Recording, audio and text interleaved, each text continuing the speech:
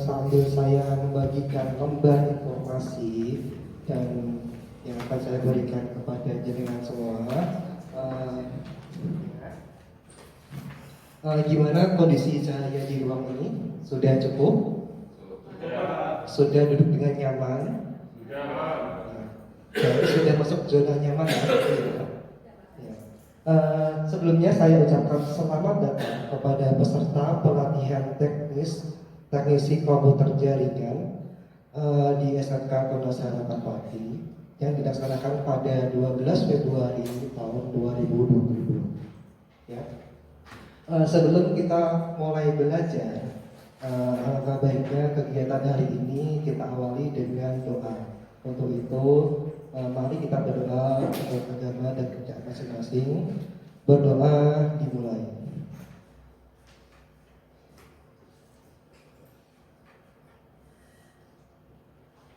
Berdoa selesai. Selanjutnya saya akan melakukan absensi terlebih dahulu kepada peserta pelatihan. Ya, Pak Andi ada? Ada, Pak. Pak Fafa? Pak David? Ada, Pak. Pak Wakil? Oh, jadi semua berarti ya? Semua peserta lengkap, oke? Kalau gitu, kalau sudah lengkap, kita akan melakukan pelatihan teknisi komputer jaringan. Sebelumnya, saya perlu memperkenalkan diri dulu. Nama saya Andreas Lurisman, lahir di Pati tanggal 9 Februari 1995. Ya kemarin saya baru ulang tahun ya. Selamat, Pak. Terima kasih. Alamat saya berada di Desa Panjunan, RT 22 RW 3, Kecamatan Pati, Kabupaten Pati ya. Hobi saya musik, termasuk karaoke juga suka ya. Ya. Kalau ada yang mau menghubungi saya bisa menghubungi nomor yang tertera di depan atau mengirim ke email yang ada di depan. Oke. Sebelumnya saya akan memperkenalkan dulu safety induction yang ada dalam forum ini. Yang pertama, kita harus selalu jaga jarak, memakai masker, mencuci tangan, tidak boleh makan, tidak boleh berbicara keras dan mengantuk, serta dilarang merokok karena ruangan ini bebas asap rokok. Selain itu juga jangan menggunakan gadget dulu atau handphone, serta tetap memperhatikan penggunaan daya atau listrik ya di ruangan ini. Oke. Pada jaringan komputer itu ada beberapa elemen. Salah satunya itu ada server, ada klien, ada transmisi. Ya. Pada gambar di sini itu ada server yaitu database, kliennya ada di bawah, dan transmisinya menggunakan kabel. Untuk menghubungkan itu semua itu perlu menggunakan alat yang bernama, ada yang tahu namanya apa? Nah ya, namanya adalah switch atau hub. Ya, yang berada di tengah. Untuk itu hari ini kita belajar bagaimana cara memilih switch pada jaringan komputer yang berada dalam nomor SKKNI 12.2 pada elemen kedua dan menuju kerja nomor 2.1 ya. Tujuan dari pembelajaran ini atau pelatihan ini adalah peserta kompeten menjelaskan jenis-jenis switch pada jaringan komputer sesuai kebutuhan. Ya. Yang kedua, tujuannya peserta kompeten menjelaskan cara memilih switch dengan fitur yang cocok sesuai kebutuhan. Manfaat kegiatan hari ini adalah peserta pelatihan mampu memilih switch dengan fitur yang cocok pada jaringan komputer sesuai kebutuhan. Jadi yang diperlukan itu sesuai kebutuhan, yang nggak sesuai kebutuhan nggak usah dibeli, gitu ya. Yang pertama kita masuk bagian jenis-jenis switch pada jaringan komputer. Ini ada salah satu contoh gambar switch. Jenis-jenisnya itu yang pertama dilihat menurut fisiknya. Seperti kita kalau melihat sesuatu pertama kali itu dilihat menurut fisiknya. Sama seperti switch, kita juga harus melihat menurut fisiknya terlebih dahulu. Switch menurut fisiknya itu ada beberapa, dilihat dari jumlah fisiknya dan volume besarnya. Yang pertama ada switch 8 port, ini jumlahnya cukup kecil, bendanya juga kecil, berbeda dengan switch yang 16 port, ini agak besar, berukuran sedang. Dan ada juga switch yang berjumlah 24 port, jadi fisiknya dibedakan dari jumlah port yang tersedia di dalam switch tersebut, ya. Yang kedua yaitu menurut kapasitas data atau kemampuan dari switch tersebut. Ya, seperti kalau kita melihat sesuatu yang pertama kita lihat fisiknya, lalu dilihat kemampuannya, ya. Switch ini menurut kapasitas datanya dibedakan menjadi dua, ya, yaitu switch fast Ethernet dan switch gigabit Ethernet. Bedanya apa dua ini? Ya, bedanya itu switch fast Ethernet dia itu memiliki kemampuan transmisi data maksimal itu 100 MB per second, ya. Untuk switch gigabit Ethernet itu kemampuannya sampai 1000 MB per second atau 1 GB per second. Makanya dia dinamakan gigabit Ethernet, ya. Sampai sini bisa dipahami, ya. Ya. Setelah fisiknya, yang kedua kita lihat ke kemampuannya, oke? Yang ketiga, switch itu dibedakan menurut konfigurasinya, ya. Yang pertama tadi melihat fisiknya, yang kedua kemampuannya, yang ketiga cara mengaturnya, ya. Yang pertama ada unmanaged switch, yaitu switch yang tidak bisa diatur, jadi dia langsung defaultnya dia bisa diatur. Yang kedua ada managed switch, yaitu switch yang bisa dikonfigurasi dengan menggunakan command line interface. Yang ketiga ada smart switch, yaitu switch yang bisa dikonfigurasi menggunakan web interface. Jadi konfigurasinya melalui browser, ya. Oke. Dari materi jenis-jenis switch yang saya sampaikan, ada pertanyaan? Ya, silakan Pak David. Kenapa fisik dari switch itu dibedakan menjadi tiga itu tadi, ya? Kan ada 8 port, 16 port, sama ini 24 port kalau tidak salah tadi. Oh iya, sebetulnya itu ada jenis yang lain, tapi karena yang sering digunakan untuk kebutuhan jaringan itu adalah jumlah-jumlah port tersebut yang paling sering, ya. Karena misalnya kita dalam satu lab itu ada 20 switch, 20 client, kita berarti cuma butuhkan satu switch yang berjumlah 24 port, ya. Jadi 3 switch ini itu switch yang paling sering digunakan. Gitu Pak, bisa dipahami? Bisa, Pak. Oke. Ada lagi? Ya, silakan Pak. Tadi kan sudah dijelaskan, paling banyak ada 24 port. Ya. Yaitu sekali lagi apa enggak? Oh, sebetulnya ada, tapi sekali lagi itu tidak sering digunakan. Ada jumlah lagi yang berjumlah 32 port, 64 port, tapi biasanya digunakan untuk jaringan yang banyak kliennya seperti itu. Oke, selanjutnya akan kita lanjut cara memilih switch pada jaringan komputer yang tepat. Caranya itu ada 3.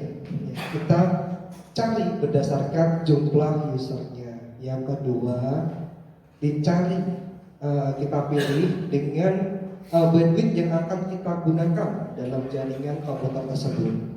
Dan yang ketiga itu ada penggunaan user, ya. Penggunaan user itu contohnya seperti ini.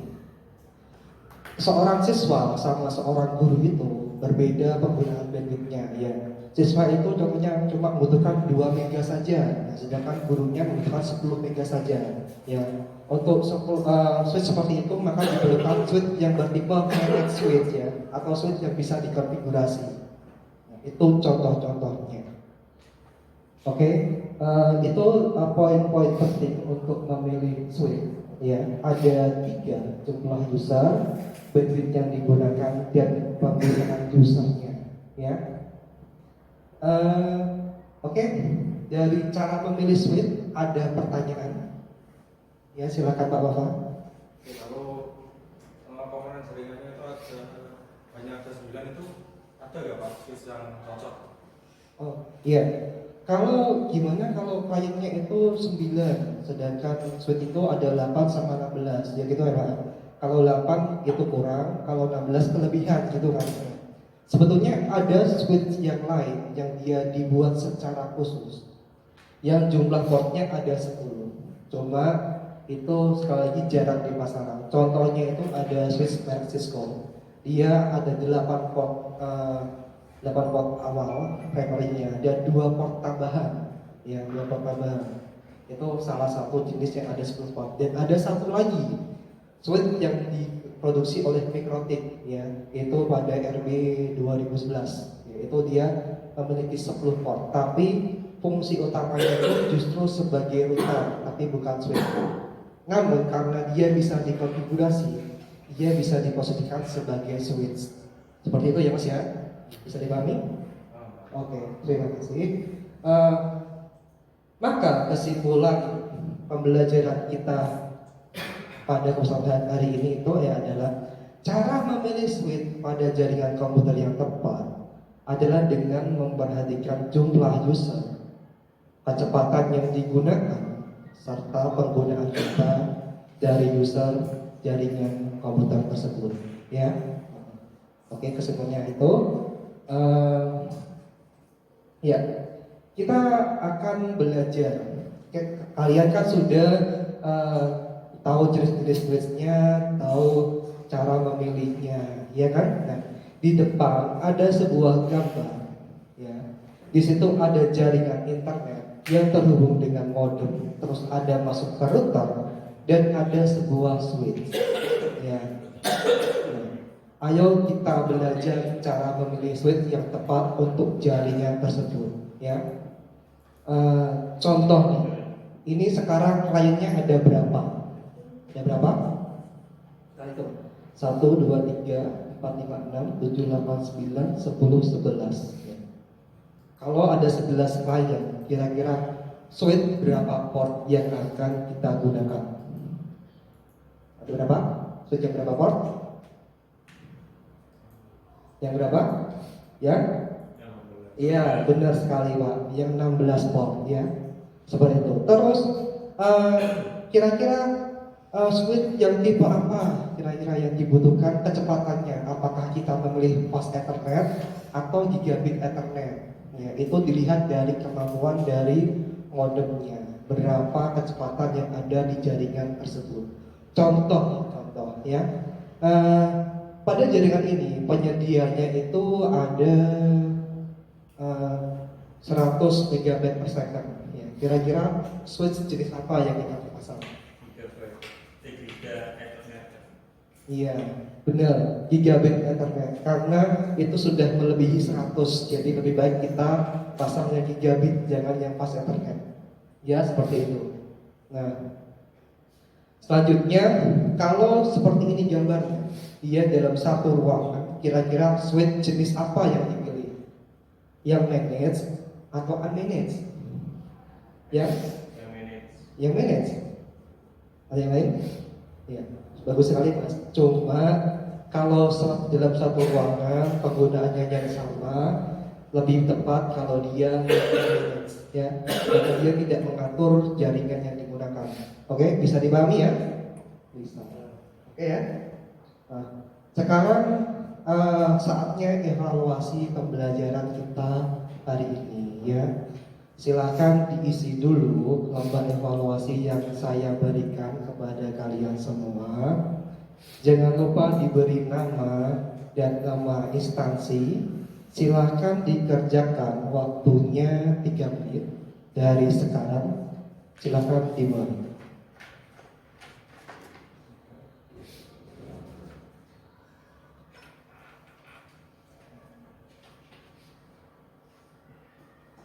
Di dalam soal evaluasi ada 5 soal ya. Jadi kalau waktunya 3 menit itu saya rasa sudah lebih dari cukup ya. Soalnya susah banget. Susah. Ya. Kalau susah berarti Pak David tidak memperhatikan pelajaran yang kita lakukan tadi ya. Dari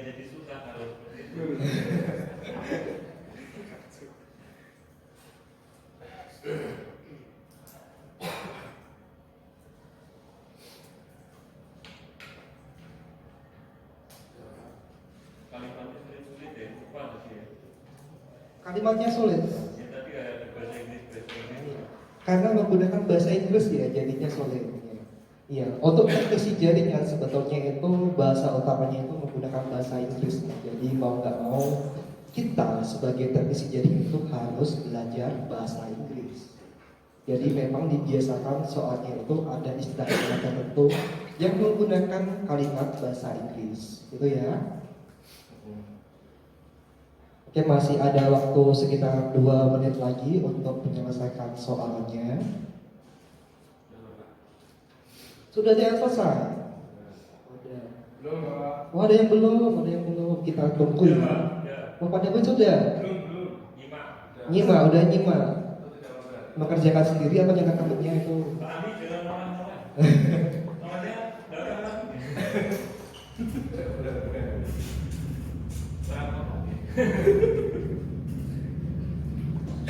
Oke ya, bagi yang sudah mengerjakan dan sudah selesai, silakan dikumpulkan di depan ya lembar evaluasinya.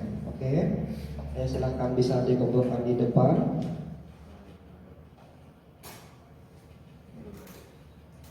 Hasil pekerjaan kalian, saya lihat itu sudah bagus semua ya jawabannya, bagus-bagus, sudah bisa. Ternyata Pak David juga bisa, padahal tadi bilangnya susah ya. Ya, bagus sekali. Ada. Karena sudah belajar tadi ya, berarti materi yang saya sampaikan sudah tersampaikan dengan baik ya Pak ya. Alhamdulillah. Oke.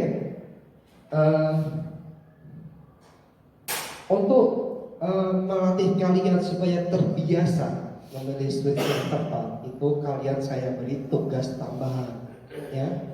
Tugas tambahannya itu cukup mudah, yaitu buatlah rangkuman rangkuman materi dari berbagai sumber mengenai cara memilih switch yang tepat ya. Jadi silakan cari dari beberapa sumber cara paling baik untuk memilih switch yang tepat ya. Tugasnya itu dibuat dalam bentuk soft copy, bisa dokumen VOC atau PDF yang akan dikumpulkan pada pertemuan berikutnya ya. Untuk tugasnya ini juga jelas semua? Sudah jelas ya? Udah, oke. Untuk itu ternyata materi belajar hari ini tuh sudah selesai ya. Jadi yang masih berantakan mejanya silahkan dibereskan terlebih dahulu ya. Terus jangan lupa colokan kabelnya yang di bawah meja dimatikan, laptopnya dimatikan. Kita persiapan untuk pulang ya. Tapi sebelum pulang, karena kita sebelumnya sudah membuka kegiatan hari ini menggunakan doa, ya kan? Alangkah baiknya kalau kita tutup kegiatan hari ini juga menggunakan doa, benar kan? Benar sekali ya. Betul, Pak. Betul ya. Untuk itu mari kita berdoa sejenak sebelum kita pulang hari ini. Berdoa menurut agama dan kepercayaan masing-masing, silakan lakukan.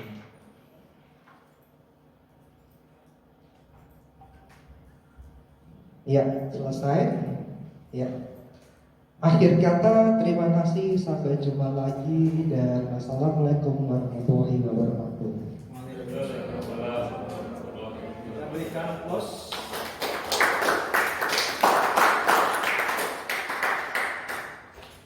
Oke. Udah diambil ya? Biarin saya. Oh iya.